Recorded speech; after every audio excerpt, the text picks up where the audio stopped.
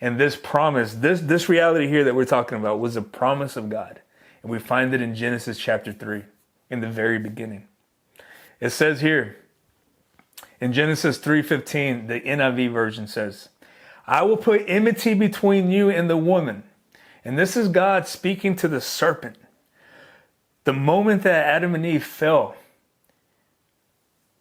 when I say fell, I mean they failed in following King. They turned to a different way because of the deception of the serpent. And so when God comes down, he comes down to see what happened, and then he gives his punishment, his consequences to all those involved.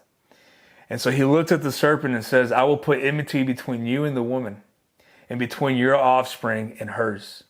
He will crush your head, and you will strike his heel. When man turned from God, they fell into disobedience, and the Lord was angry. God was angry.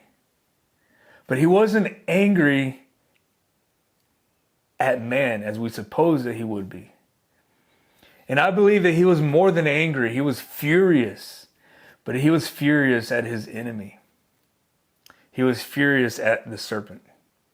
This is where his anger was. If you notice, God started with man and said, hey, what happened?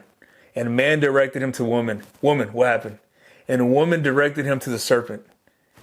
And he, then given consequences, started with the serpent. He gave the serpent the first blow. And he said, you are cursed. He said, I will put conflict between you and the woman.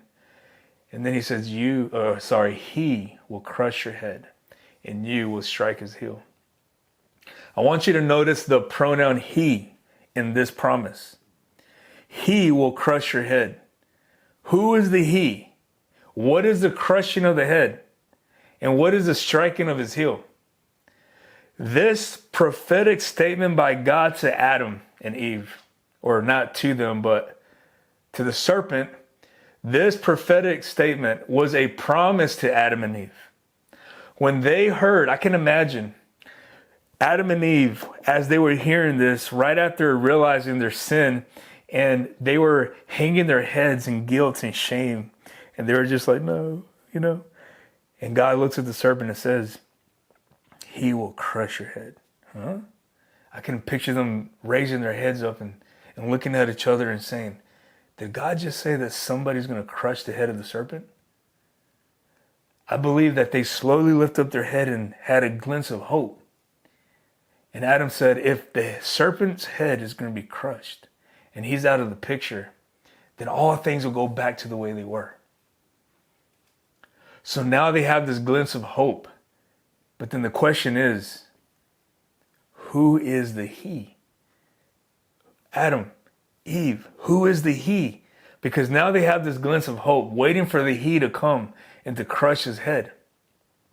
And once they heard the promise of the serpent being destroyed forever, they said, this is good news. This is good news. This is the gospel of God. If you want to know the gospel, if somebody says, what is the gospel? The gospel is this, that a he will come to crush the head of his enemy and bring all things back to the way that they were. In other words, he will bring restoration of this broken world back to a perfect union with God. That is the gospel.